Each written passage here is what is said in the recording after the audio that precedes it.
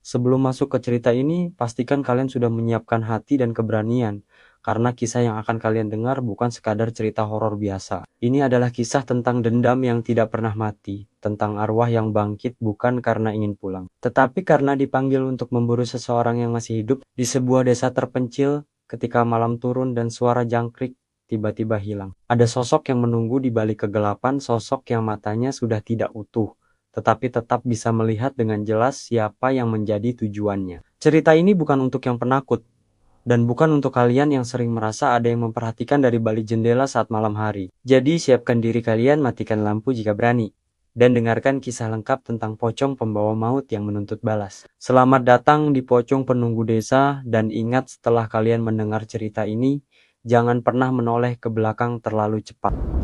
Garis akhir jam 3.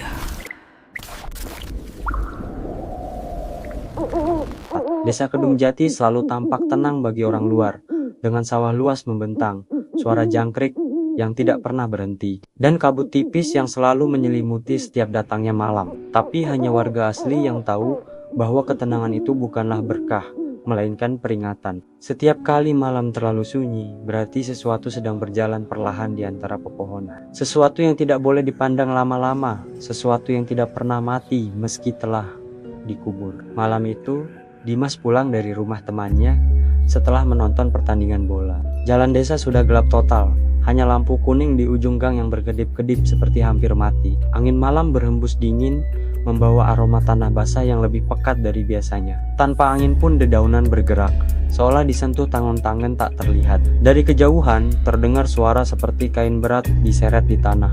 Srek-srek Dimas berhenti. Jantungnya berdegup cepat, seperti memaksa tubuhnya untuk lari. Tapi rasa penasaran menahan kakinya. Suara itu terdengar jelas, seperti seseorang menarik kain panjang melewati bebatuan kasar. Ia menelan ludah dan menatap ke arah jalan yang gelap. "Siapa?" teriaknya. Namun suaranya sendiri terdengar takut, tidak ada jawaban. Yang ada hanya suara seretan itu yang semakin dekat, semakin berat, semakin basah, seperti kain yang terendam lumpur. Dari balik persimpangan kebun bambu, muncul sesosok tubuh putih kaku berdiri tegak, terikat dari kepala sampai kaki. Tidak ada wajah, hanya kain kafan kusam penuh lumpur dan bercak tanah. Pocong itu tidak melompat. Ia berdiri, condong sedikit ke depan, seolah kepalanya digantung oleh sesuatu dari belakang. Lehernya miring ke kanan dan kain di bagian kepalanya robek sedikit, memperlihatkan kulit hitam keabu-abuan di bawahnya. Dimas terpaku. Pocong itu menghadap langsung ke arahnya meski tidak punya mata untuk melihat. Tidak bergerak, tidak bersuara, hanya berdiri. Namun udara di sekitar berubah dingin mendadak, seperti oksigen tersedot keluar dari jalan itu. Tanah di bawah kaki Dimas bergetar halus. Jangkrik berhenti berbunyi. Bahkan angin pun seperti menahan napas. Dimas mundur selangkah. Pocong itu masih diam. Tetapi saat Dimas mengambil langkah kedua, pocong itu tiba-tiba berada lebih dekat. Tidak melompat, tidak bergerak, hanya berpindah tempat seperti melesat tanpa suara. Dimas terjerembab karena kaget. Nafasnya memburu dan ia merangkak mundur. Pocong itu kini hanya berjarak 5 meter. Lalu terjadi hal yang membuat Dimas menjerit tanpa suara kain kafan. Pocong itu bergerak sendiri, seperti ada sesuatu di dalamnya yang meronta, mencoba keluar.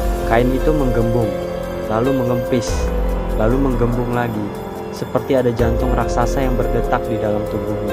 Suara arangan rendah keluar dari balik kain itu seperti suara seseorang yang tenggorokannya penuh tanah basah. Tanpa sadar, Dimas berdiri dan berlari sekuat tenaga menuju desa. Tapi semakin ia berlari, semakin terasa langkahnya berat, seperti tanah menahan kaki-kakinya. Suara seretan itu mengikuti dari belakang. Sesekali terdengar suara nafas kasar, pendek, seperti udara keluar dari lubang yang tertutup rapat. Ketika melihat ke kanan, Dimas melihat sesuatu bergerak di antara pohon pisang. Kain putih berkibar pelan, lalu menghilang.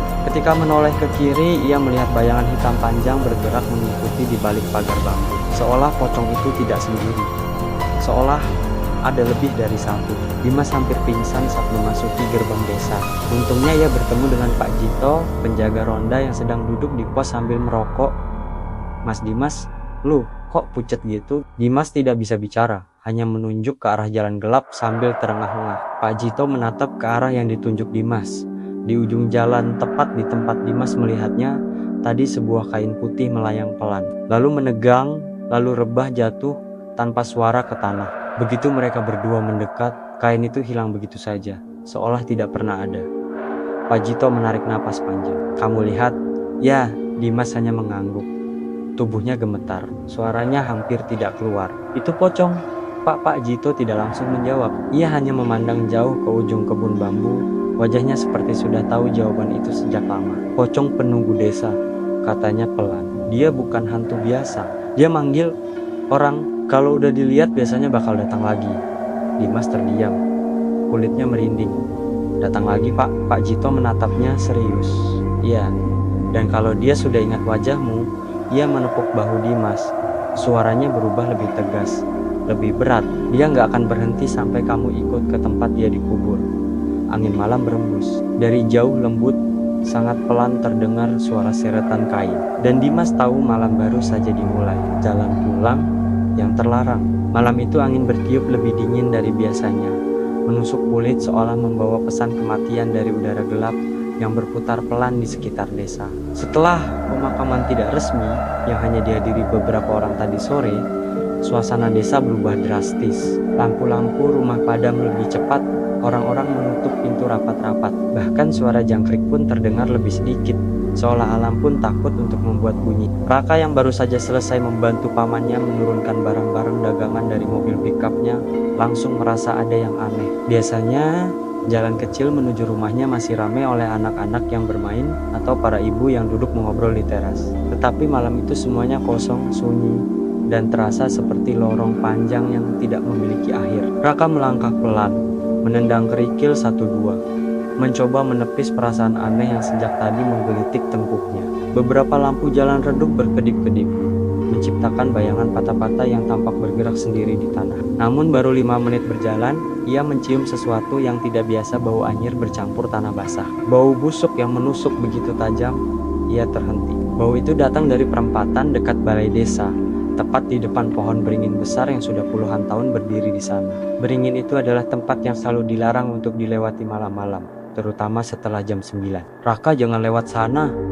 Suara seseorang berbisik di benaknya, mengingatkan pesan neneknya. Tapi jalan alternatif memutar jauh, dan Raka sudah terlalu lelah malam itu. Ah, masa bodoh, gumamnya. Ia pun melangkah maju. Saat mendekat ke beringin, ia melihat sesuatu yang membuat dadanya serasa berhenti. Di bawah cahaya remang lampu jalan yang berkedip-kedip, ia melihat kain putih kusut seperti gumpalan tergeletak di akar beringin. Semula ia pikir itu hanya karung atau kain lap, tapi ketika angin bertiup, kain itu bergerak. Bukan terbang melainkan bergeser, seolah ada sesuatu di dalamnya. Siapa di sana? Tanya Raka dengan suara sedikit bergetar. Tidak ada jawaban. Raka mencoba berpikir logis. Mungkin itu kucing atau hewan lain yang tersangkut dalam kain. Tapi pikiran itu langsung buyar ketika kain itu tiba-tiba mengangkat perlahan, seakan sesuatu di dalamnya mencoba berdiri. Kain itu menjulang naik, membentuk figur tinggi dengan kepala membulat. Lalu terdengar suara seperti tanah yang tergores kuku panjang. Raka mundur selangkah. Tubuhnya gemetar tanpa ia bisa mengendalikan. Pocong, gumamnya nyaris tak terdengar. Dan seketika kain itu benar-benar berdiri tegak. Bukan berdiri seperti manusia yang bangkit dari rebahan, tetapi seperti ditarik dari bawah oleh sesuatu yang tak terlihat. Lalu perlahan, kepala pocong itu miring, bergerak patah-patah, menatap ke arah Raka dengan wajah yang tidak seharusnya dimiliki oleh mayat. Matanya bolong, hitam pekat, seperti rongga yang tidak punya dasar. Kulit wajahnya sobek-sobek, dan dari bekas jahitan pocongnya, darah hitam merembes keluar. Raka ingin lari, tapi kakinya seolah menancap ke tanah. Pocong itu menggeser tubuhnya, mendekat tanpa melompat. Gerakannya licin, menyeret kainnya di tanah, menimbulkan suara gesekan yang begitu panjang dan mengiris telinga. Wajahnya semakin dekat, hanya beberapa meter dari Raka. Bukan mungkin ini mimpi, Raka berbisik dengan suara putus asa. Namun saat ia berkedip, pocong itu sudah berada hanya 1 meter di depannya. Tanpa suara, tanpa peringatan. Wajahnya terpampang jelas seperti mimpi buruk yang dipaksa nyata. Raka menjerit. Tubuhnya akhirnya mau bergerak. Ia berbalik sekencang mungkin, berlari melewati gang kecil menuju rumahnya. Nafasnya terengah-engah, Sementara ia terus mendengar suara kain terseret di belakangnya. Namun ketika ia melirik ke belakang, pocong itu tidak terlihat. Jalan kosong, hening, tapi suara itu masih ada, menyatu dengan langkah kakinya. Tiba-tiba, di tikungan dekat rumah Bu Surti, Raka merasa pundaknya berat, seperti ada sesuatu yang melompat dan menggantung di atasnya. Ia terdorong ke depan dan hampir jatuh. Ah, apa-apaan? Ia menoleh dan darahnya langsung membeku. Kepala pocong itu menggantung tepat di pundaknya. Hanya kepalanya tanpa tubuh, menggantung seperti boneka rusak yang ditaruh sembarangan. Mata hitamnya tepat di samping pipinya. Bau busuk yang sama dari pemakaman sore tadi langsung menusuk hidungnya. Raka berteriak sekeras-kerasnya dan menghantamkan bahunya ke dinding rumah terdekat. Kepala itu jatuh ke tanah dengan bunyi tut. Namun sebelum Raka sempat lari lagi, kepala itu berguling sendiri ke arahnya. Raka menendang kepala itu sekuat tenaga. Kepala itu terpental jauh ke kegelapan. Raka langsung kabur, berlari sampai dadanya sesak, sampai akhirnya rumahnya sudah terlihat. Ia meloncat ke teras, membuka pintu dengan kasar, dan langsung menguncinya rapat-rapat. "Raka, ada apa?" tanya ibunya dari dapur. Raka terseduh tidak bisa menjawab. Ia bersandar di pintu, tubuhnya gemetar hebat. Ibunya mendekat, melihat wajah putranya yang pucat seperti kehabisan darah. "Kamu kenapa?" "Dikejar anjing." Raka menggeleng lemah. "Bu, aku lihat." Pocong ibunya mendadak terdiam. Mata wanita itu membesar. Perlahan ia menutup pintu dapur, memastikan tidak ada angin malam masuk. "Pocongnya apa ciri-cirinya?" Raka menelan ludah. Mukanya sobek, matanya bolong, jahitannya bocor, Bu. Itu kayak habis dibongkar orang. Ibunya menutup mulut dengan tangan, terlihat sangat ketakutan. "Raka, kamu lihat pocong wati-wati yang tadi sore?" Ibunya mengangguk lemah. Mayatnya hilang sebelum dikubur secara resmi. Warga hanya menemukan kain pocong yang sobek-sobek. Mereka pikir hewan liar yang menyeret suaranya terhenti. Ia berbisik dengan bibir bergetar, tapi mungkin yang menyeret bukan hewan. Raka menelan ludah. Tenggorokannya kering. "Bu, aku harus gimana?" Ibunya menarik napas dalam-dalam. "Mulai malam ini jangan keluar rumah setelah maghrib. Jangan lewat perempatan beringin. Dan kalau kamu dengar suara kain diseret..." "Kenapa?" Ibunya memejamkan mata. Suaranya pecah. "Jangan pernah menoleh." Saat kalimat itu selesai diucapkan, terdengar suara seperti sesuatu menabrak pintu depan, pelan, berulang. Dan bau anyir itu kembali memenuhi ruang tamu. Apapun yang tadi mengejar Raka, sekarang berada tepat di depan pintu rumahnya, siap mengetuk lagi, siap menagih sesuatu. Malam itu baru dimulai. Malam ketukan kedua. Ketukan di pintu malam itu bukan hanya sekadar bunyi. Raka bisa merasakannya sampai ke tulang. Seperti suara itu memukul langsung jantungnya, membuat napasnya makin berat setiap detiknya. Pelan tapi ritmenya sangat jelas, seolah makhluk di luar tidak sedang memanggil tetapi menunggu izin untuk masuk. Ibunya memegang tangan Raka erat-erat, jemarinya dingin seperti batu. "Jangan jawab apapun yang terjadi, jangan jawab," bisiknya. Suara ketukan berhenti tiba-tiba. Sunyi, tapi bukan sunyi yang melegakan, melainkan sunyi yang membuat semua suara hilang kecuali detak jantung sendiri. Raka mencoba menelan ludah, tapi tenggorokannya terasa seperti pasir. Lalu terdengar suara lain, suara gesekan kain diseret perlahan, berputar di sekitar rumah. Sebenarnya bukan suara keras, tapi cukup untuk membuat dada Raka seperti diremas. Ibunya menggenggam tasbih, membaca doa terbata-bata. "Bu, itu beneran dia?" tanya Raka dengan suara nyaris tak terdengar. Ibunya tidak menjawab, ia hanya menggigit bibirnya, menyiratkan ketakutan yang begitu dalam. Lalu, tiba-tiba lampu di ruang tamu berkedip. Sekali, 2 kali, 3 kali, dan mati. Gelap total. Raka langsung meraih senter di meja kecil, menyalakannya. Cahaya kecil itu memantul di dinding, membuat bayangan-bayangan bergoyang seolah menari sendiri.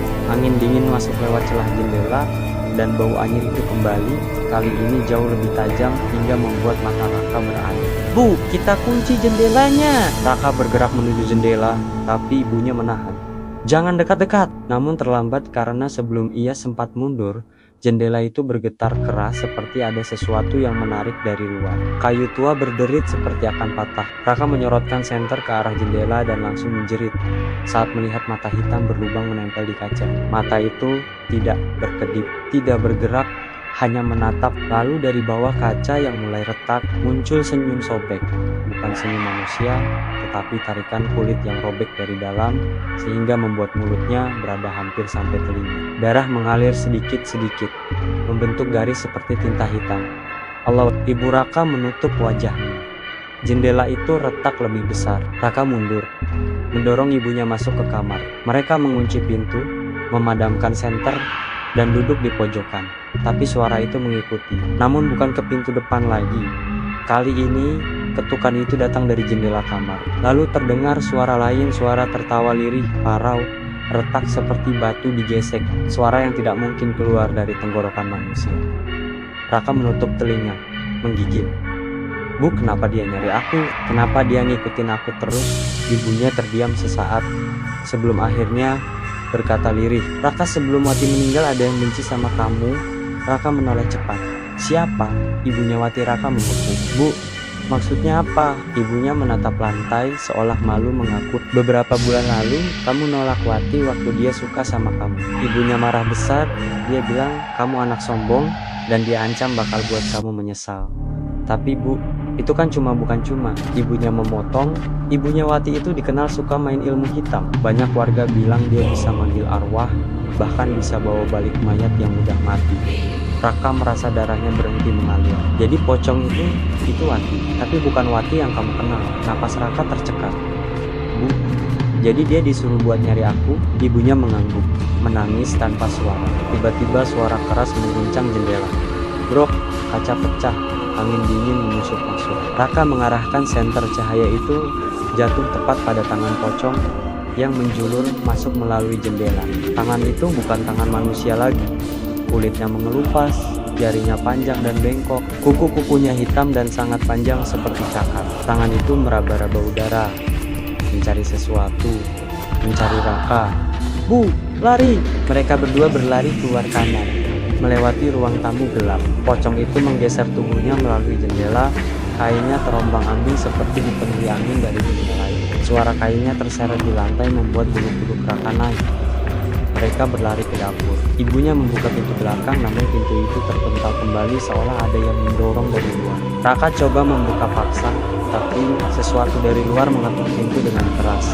Kali ini keras dan cepat, tidak sabar. Seperti pocong itu berada di dua tempat sekaligus, di jendela kamar dan di pintu belakang. Bu, dia bisa berpindah. Makhluk kayak gitu tidak terikat ruang, jawab ibunya terbantah. Dia dipanggil bukan untuk berjalan, tapi mengejar. Tiba-tiba terdengar suara langkah seret dari ruang tamu. Raka memegang pisau dapur. Ibunya menangis, memeluk tasbih lebih erat. Mereka mundur perlahan. Dari kegelapan ruang tamu terlihat sesuatu bergerak, bukan berjalan tapi melayang-layang. Pocong itu muncul setengah badan, kepalanya miring 90 derajat tidak wajar. Mulutnya terbuka lebar, lebih lebar dari seharusnya, seolah rahangnya pernah dipatahkan lalu dipaksa terbuka lagi. Dari mulut itu terdengar suara, bukan suara manusia, bukan suara hewan, tetapi suara seperti seruan dari dalam kubur. Raka, Raka kaku. Itu suara yang pernah ia dengar, suara Wati, tapi terdistorsi seakan diucapkan dari tenggorokan yang sudah membusuk. Raka ikut Raka menjerit, aku nggak ngapa-ngapain kamu. Pocong itu berhenti sejenak, lalu mulutnya bergerak pelan seperti mencoba tersenyum. Dan dari dalam kainnya keluar suara pelan seperti bisikan 3 suara sekaligus. Sudah dipanggil ibunya berteriak, membaca doa keras-keras. Pocong itu maju, melayang cepat ke arah mereka. Raka mengayunkan pisau, namun pisau itu menembus kain tanpa memberi luka. Pocong itu justru menempel di tubuh Raka, mendorongnya ke lantai, menindih dadanya dengan berat seperti ditimpa batu nisan. Wajah pucat itu mendekat, darah dari jahitan robeknya menetes ke pipi Raka. Raka, suaranya retak, kau milikku. Tiba-tiba brok, sesuatu pecah di luar suara seperti kendi tanah liat dihantam keras. Pocong itu berhenti, menoleh dengan gerakan patah-patah. Kemudian ia hilang begitu saja, seolah ditarik paksa oleh sesuatu. Raka terbatuk, mengusap dadanya yang sakit. Bu, apa-apa tadi? Ibunya gemetar. Itu pasti Pak Lebe. Dia tahu kita diganggu. Dia pasti pecahkan kendi khusus buat memutus panggilan arwah. Raka terdiam, lalu bertanya takut. Bu, kalau panggilannya putus berarti pocong itu hilang. Ibunya menatapnya lama sebelum menjawab pelan. Panggilannya putus. Iya, tapi dendamnya belum. Dari luar rumah, angin malam membawa bisikan pelan suara yang memanggil lagi tapi jauh lebih marah. Malam itu belum selesai, dan pocong itu belum menyerah. Pemutus ikatan terakhir. Malam itu desa Seruni seperti ditelan kegelapan yang bukan berasal dari alam, namun dari sesuatu yang jauh lebih tua dan lebih lapar. Setelah suara kendi pecah yang diakini memutus sementara panggilan arwah, Raka dan ibunya berdiri dalam ruang tamu yang remang. Napas mereka masih terengah, tubuh gemetar tanpa kendali. Lampu rumah berkedip-kedip seperti lilin sekarat. Sementara angin malam membawa aroma tanah kuburan yang semakin kuat. "Bu, kita harus ke rumah Pak Lebe sekarang," kata Raka. Panggilan sudah diputus tapi dia bakal balik. Ibunya mengangguk setuju, meski wajahnya pucat dan matanya berkaca-kaca. Mereka keluar rumah perlahan, menyalakan senter kecil. Lingkungan desa sunyi seperti kota mati, pintu-pintu rumah tertutup rapat, tidak ada satupun lampu menyala. Seakan seluruh desa tahu bahwa malam itu bukan malam manusia. Baru 5 langkah mereka berjalan, angin bertiup sangat dingin. Begitu dingin hingga Raka merasa tulangnya bergetar. Dan tiba-tiba ketukan terdengar dari jauh, entah dari mana, tetapi jelas mendekat. Bukan ketukan tangan, namun ketukan kepala, seperti kepala yang dibenturkan ke tiang berkali-kali. Cepat! Mereka berlari menyusuri jalan setapak menuju rumah Pak Lebe yang berada di bagian paling ujung desa. Namun sebelum mereka sampai di pertigaan, Raka melihat sesuatu berdiri di tepi sawah. Tubuh putih panjang, kepala miring, wajah sobek menyeringai. Pocong itu berdiri, tapi wajahnya kini jauh lebih rusak. Salah satu matanya jatuh menggantung di pipi, sementara mulutnya robek melebar hingga rahang bawahnya terlepas sebagian. Kain pocongnya basah dan berat seperti baru keluar dari tanah berlumpur. Berlari, mereka kabur secepat mungkin. Pocong itu melayang mengikuti mereka, bukan dengan melompat, tapi dengan gerakan meluncur seperti ditarik benang dari kegelapan. Suara kainnya menyeret tanah terdengar lebih keras dari sebelumnya. Nyaring, kasar, bagaikan kulit manusia digesekkan pada batu. Ibunya menangis sambil terus membaca doa. Raka memegang tangannya kuat-kuat. Ketika mereka sampai di depan rumah Pak Lebe, pintu rumah itu terbuka sendiri, seperti sudah menunggu. Lampu di dalam rumah menyala redup, memperlihatkan Pak Lebe sedang duduk di tengah ruangan dengan lingkaran garam dan dupa yang mengepul. "Cepat masuk!" teriaknya. Begitu mereka masuk, pintu tertutup keras dengan sendirinya. Dari luar terdengar suara bruk, seperti ada sesuatu yang menabrak tembok rumah. Lalu suara ketukan lagi, namun kali ini ketukannya beraturan, seperti sebuah ritme. "Dia sudah lihat kamu, Nak," kata Pak Lebe lirih. Dia dipanggil dari kuburnya dengan niat yang salah. Rohwati bukan lagi Wati, dia hanya wadah untuk ilmu hitam yang ingin mengambilmu. Raka memelotot. "Kenapa aku?" "Karena kamu target." Santet pemanggil arwah itu menuntut korban yang masih hidup dan namamu yang dipilih Dada Raka Serasa diremas. "Jadi, kalau aku mati pocong itu hilang?" Pak Lebe menggeleng pelan. "Tidak, kalau kamu mati, dia tetap akan gentayangan. Karena arwah yang dipaksa bangkit tidak pernah puas." Tiba-tiba jendela belakang pecah. Pocong itu muncul separuh tubuh di jendela. Kepalanya masuk duluan dengan gerakan patah-patah. Bau busuk mayat langsung memenuhi ruangan. "Astagfirullah," bisik Pak Lebe.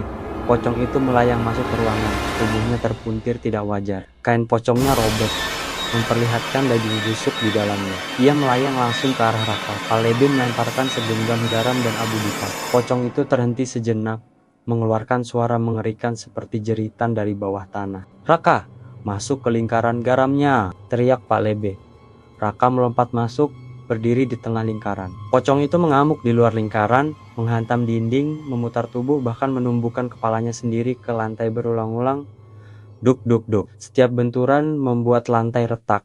"Dia makin kuat," jerit Raka. Santet yang memanggilnya belum diputus. Pak Lebe mengambil kendi tanah liat yang lebih besar dari sebelumnya, mengangkatnya tinggi-tinggi. Ini pemutus ikatan terakhir, tapi harus pecah tepat saat arwahnya mendekat. Paling dekat, pocong itu berhenti mengamuk. Ia menoleh perlahan ke arah kendi tersebut. Lalu ia tersenyum. Senyum lebar-lebar sekali hingga kepala pocong itu terbuka seperti sobekan. Kemudian ia melayang cepat ke arah lingkaran garam. Garam di lantai berterbangan, lingkaran mulai pecah. "Pak Lebe cepat!" teriak Raka. pocong itu meluncur seperti peluru. Kainnya berkibar liar, suara kainnya memekik seperti jeritan. Tepat saat pocong itu hampir masuk ke lingkaran, Pak Lebe memecahkan kendi itu ke lantai. Suaranya membelah udara. Abu hitam keluar dari kendi, menyebar ke seluruh ruangan. Pocong itu menjerit panjang, jeritan yang tidak mungkin berasal dari makhluk dunia. Tubuhnya terbelah, pecah seperti asap yang disobek angin. Kain pocongnya terbang ke udara lalu membakar sendiri, berubah menjadi abu. Wajahnya hancur terakhir, matanya ambruk, rahangnya jatuh, sebelum semuanya lenyap menjadi debu hitam berterbangan, hening. Tidak ada suara lain selain napas Raka dan ibunya yang gemetar. Sudah selesai? Tanya Raka, suaranya hampir tidak terdengar. Pak Lebe terdiam lama, lalu menggeleng pelan. Arwahnya sudah diputus. Tapi ingat, dia tidak pergi tenang. Dia pergi dalam marah. Raka menelan ludah. Maksudnya, jika ibunya Wati memanggil lagi, dia akan bangkit lagi. Dan akan lebih kuat. Tiba-tiba, dari luar rumah terdengar suara pintu yang berderit. Kemudian suara langkah pelan, seperti seseorang berjalan menyeret kaki. Tapi suara itu bukan suara pocong. Itu suara manusia. Suara perempuan. Suara Ibu Wati. Pak Lebe suaranya serak, penuh kebencian. Kalian pikir bisa hentikan aku? Raka dan ibunya membeku. Dari balik jendela yang pecah, terlihat siluet seorang perempuan tua dengan rambut panjang kusut dan mata merah menyala. Ia membawa sesuatu dalam gendongannya, sesuatu yang dibungkus kain kafan baru. Pak Lebe langsung mengambil langkah mundur. Astagfirullah, dia buat wadah baru. Perempuan itu membuka kain kafan tersebut perlahan. Dalam kain itu ada kepala Wati, masih utuh, masih tersenyum. Raka ini belum selesai, bisiknya. Lalu dalam sekejap mata kepala itu terbuka. Jika kamu suka cerita seperti ini, jangan lupa like, komen, dan subscribe. Serta nyalakan lonceng notifikasinya agar tidak ketinggalan cerita horor lainnya. Dukung terus channel ini supaya makin banyak kisah mencekam yang bisa aku hadirkan untuk kalian. Sampai jumpa di cerita berikutnya, kalau kamu masih berani mendengarnya.